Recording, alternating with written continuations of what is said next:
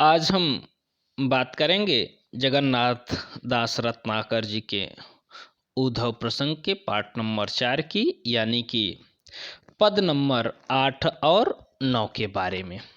जैसा कि पिछले पदों में आप सबको बताया गया कि हम यहाँ पर गोपी और उद्धव संवाद चल रहा है। उद्धव जी मथुरा से आकर के गोपियों को निराकार ब्रह्म की आराधना बतलाते हैं। गोपियाँ अपने आप को निराकार ब्रह्म की आराधना में असमर्थ बतलाती हैं। अब आज क्या सारी बातें करते कराते वो समय आ चुका है यहाँ पर कि उद्धव जी अब ब्रजमंडल से वापस मथुरा को जाएंगे। तो जैसे ही ये बात ब्रजमंडल में फैली कि क्या होगा, अब तो उद्धव जी की विदाई होगी। तो उद्धव जी की विदाई के लिए सभी की सभी गोपियां दौड़ देती हैं। किस प्रकार से, कवि के पदों द्वारा देखते हैं कि धाई जित तित विदाई हित उद्धव की गोपी भरी आरती संभारती न सासुरी कहे रत्नाकर मयूर पक्ष कौलिए कौगुंज अंजलि उमहे प्रेम आसुरी भाव भरी कोई लिए रुचिर सजाव दही को मही मंजु दबी दल कति पासुरी पीतपट नंद जसुमति नयो कीरति कुमारी दई सुरबारी बांसुरी। किस प्रकार से उद्धव जी की विदाई की बात हो रही है और किस तरह से गोपियाँ कैसे दौड़ दौड़ करके एक एक चीज ला करके उद्धव जी को दे रही हैं। धाई जित तित, संपूर्ण गोपियाँ जैसे ही सुना कि उद्धव जी की विदाई हो रही है वो दौड़ देती हैं। कैसे दौड़ देती हैं, जब उद्धव जी के जाने लगते हैं तो गोपियाँ अत्यंत व्याकुल हो गईं और उन्हें विदाई देने के लिए इधर उधर दौड़ने लगी। धाई जित तित, इधर उधर दौड़ने लगती हैं। उस समय वे इतनी दुखी हो जाती हैं, गोपी भरी आरती संभारती न सासुरी। उस समय वो गोपियाँ इतनी दुखी हो जाती हैं कि वे ठीक से सांस भी नहीं संभारती न सासुरी, वे ठीक से सांस भी नहीं ले पा रही हैं। कवि कहते हैं कि कहे रत्नाकर मयूर पक्ष को लिए को गुंज अंजलि उमहे प्रेम आसुरी। कवि कह रहे हैं कि श्री कृष्ण को उपहार देने के लिए, श्री कृष्ण को उपहार देने के रूप में देने के लिए उनमें से कोई गोपियाँ क्या लिया है, मयूर पक्ष। श्री कृष्ण को मोर का पंख बहुत प्यारा लगता था, इसलिए कोई गोपियाँ दौड़ करके उनके लिए मोर का पक्ष, मयूर पक्ष को लिए कोई मोर का पक्ष लेकर के आई हैं। को गुंज अंजलि, गुंज अंजलि, गुंज अंजलि मतलब होती है घुंघची की माला। तो कोई क्या करती हैं, अपने नेत्रों में प्रेम के आंसू उमड़ी हुई घुंघची की माला उमहे प्रेम आसुरी। अपने कोई गोपियां अपने नेत्रों में प्रेम के आंसू उमड़ी हुई घुंघची की माला लेकर के आई हुई हैं। इस प्रकार से सबके सब दौड़ करके उद्धव जी को कुछ न कुछ दे रही हैं। भाव भरी कोई लिए रुचिर सजाव दही, कोई क्या कह रहा है, भाव से भरी हुई रुचिर को भाव भरी कोई लिए रुचिर सजाव दही को मही मंजुदा विपदल कति पासुरी। कोई क्या कर रहा है, कोई तो प्रेम भाव से स्वादिष्ट मलाईदार दही लेकर के आई है। भाव भरी को लिए रुचिर सजाओ दही, कोई प्रेम भाव से भर करके स्वादिष्ट दही लेकर के आई है। पर कोई मही मंजुदा दलकति पासुरी, और कोई कोई तो अपनी फटती हुई पसलियों को दबाए हुए मट्ठा लेके आई है।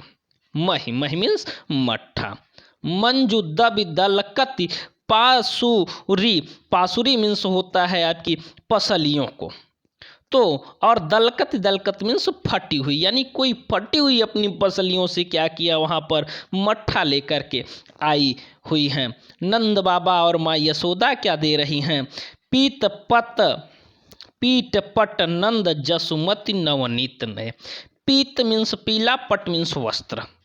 पीला वस्त्र किसने दिया? नंद बाबा ने एक पीला सा वस्त्र यानी पीतांबर दिया। जसुमती नवनीत नए, और माँ यशोदा उन्हें ताजा ताजा नया यानी मक्खन देती हैं। कीरत कुमारी दई सुर बारी बांसुरी, कीरति कुमारी यानी राधा जी ने सुरीले स्वर देने वाली बांसुरी को लेकर के श्री कृष्ण के लिए आई हुई हैं। इस प्रकार से यहाँ पर उद्धव जी की विदाई हो रही है। इस पद में हम काव्य सौंदर्य को देखते हैं तो यहाँ पर काव्यगत सौंदर्य में भाषा ब्रज है, रस वियोग श्रृंगार है, छंद मनहर सवैया है। इस प्रकार से इस पद का काव्य सौंदर्य। अब पद नंबर 9 के बारे में देखते हैं। पद नंबर 9, प्रेम मद छाके पद परत कहाँ ते कहाँ थाके अंग नैननी शिथिलता सुहाई है। कहे रतना करयो आवत चकात उधो मानो सुधियात को भावना भुलाई है। धारत धरा पिन उदार अति आदर सुसादर बहुलिनी जो आस अधिकाई है। एक कर राजे नवनीत जसुदा को दियो एक बर बंसी, एक कर बंसी बर राधिका पठाई है। इस प्रकार से जब उद्धव जी ब्रजमंडल से चलते हैं तो संपूर्ण लोगों की विदाई, गोपियों की विदाई, राधा की विदाई, नंद बाबा की विदाई और माँ यशोदा की विदाई लिए हुए अपने दोनों हाथों में उद्धव जी इस प्रकार से चल देते हैं। ऐसे प्रेम के रस का पान करके उद्धव जी वहाँ से चलते हैं। जब उद्धव ब्रज से चल रहे हैं तो अत्यंत भावपूर्ण सबके द्वारा दी गई विदाई उनके हाथों में है। तो वो कैसे चल रहे हैं? प्रेम मद छाके पद परत कहाँ के कहाँ थाके अंग नैनन शिथिलता सुहाई है। उद्धव जी इस प्रकार से चल रहे हैं कि ब्रजवासियों के प्रेम के रस का पान किए हुए उद्धव जी जब चलने लगते हैं तो उनके पैरों के रस कहीं, पैरों के पर जो उनके पद हैं वो कहीं के कहीं पड़ रहे हैं। प्रेम मद छाके, छाके मतलब पान किया हुआ, ब्रजमंडल के ब्रजवासियों के प्रेम के रस का पान किए हुए उद्धव जी जब चलते हैं तो उनके पैर कहीं के कहीं पड़ने लगते हैं। थाके अंग नैनन शिथिलता सुहाई है, उनके शरीर के सारे अंग थके से हो गए हैं और उनकी आँखों में भी शिथिलता आ गई है, उनकी आँखों में आलसता आ गई है। इस प्रकार से उद्धव जी ब्रजमंडल से मथुरा के लिए चल रहे हैं। कहे रत्नाकर ये आवत चकात उद्धव मानो सुधियात को भावना भुलाई है। कवि कहते हैं कि उस समय उद्धव जी इस प्रकार से चले आ रहे हैं।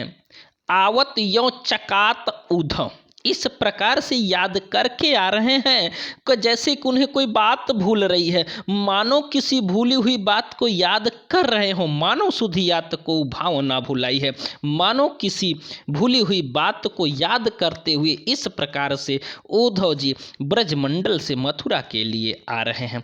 और क्या कर रहे हैं? धारत धरा पे न उदार अति आदर सो सादर बहुलिनी जो आस अधिकाई है। ब्रजमंडल की संपूर्ण गोपियों द्वारा, राधा द्वारा, नंद द्वारा और माँ यशोदा द्वारा दिए हुए उपहार को उद्धव जी आदर के साथ, सम्मान के साथ धारत धरा पे न, उन उपहार को उद्धव जी पृथ्वी पर नहीं रख रहे हैं। अत्यधिक सम्मान भाव रखने के कारण इन उपहारों को धरती पे नहीं रख रहे हैं। धरती पे नहीं रखने के कारण क्या होता है? साथ ही प्रेमाधिक्य के कारण वे अपने नेत्रों के प्रवाह हेतु अश्रुओं को अपने कपड़े की बाहों में पोंछ लेते हैं। सादर बहुलिनी जो आंस अधिकाई है, जो उनकी आंखों में आंसू आ गया है। कल्पना करिएगा कि उद्धव जी के दोनों हाथों में उपहार सुशोभित हैं, हाथ खाली नहीं है, उपहारों को पृथ्वी पे रख नहीं रहे हैं, तो अपने आंखों में आई हुई आंसुओं को कैसे पोंछते हैं? अपनी भुजा को, अपनी बाहों को आंख के पास ले जाते हैं और अपनी भुजाओं से ही आंख के आंसुओं को पोंछते हैं। इस प्रकार से उद्धव जी ब्रजमंडल से चल दिए हैं। क्या उनके हाथों में क्या क्या सुशोभित है? एक कर राजे नवनीत जसुदा को दिए, एक कर बंसी बर राधिका पठाई हैं। उनके एक हाथ में क्या सुशोभित है? एक कर नवनीत जसुदा को दिए, उनके एक हाथ में माँ यशोदा द्वारा दिया हुआ ताजा मक्खन सुशोभित हो रहा है। एक कर बंसी बर राधिका पठाई हैं और उनके दूसरे हाथ में राधा जी द्वारा दी गई बांसुरी सुशोभित है। इस प्रकार से तमाम उपहारों को लेकर के उद्धव जी ब्रजमंडल से चल कर के क्या कहते हैं मथुरा के लिए आते हैं। इन पदों में काव्यगत सौंदर्य को देखते हैं तो भाषा ब्रज, अलंकार रूपक अनुप्रास उत्प्रेक्षा, रस शांत और छंद मनहर सवैया होता है। इस तरह से ये जगन्नाथ दास रत्नाकर के उद्धव प्रसंग का पद नंबर यहाँ पे 8 और 9 था। यदि वीडियो आप लोगों को पसंद आया तो वीडियो को लाइक करें, चैनल को सब्सक्राइब करना ना भूलें।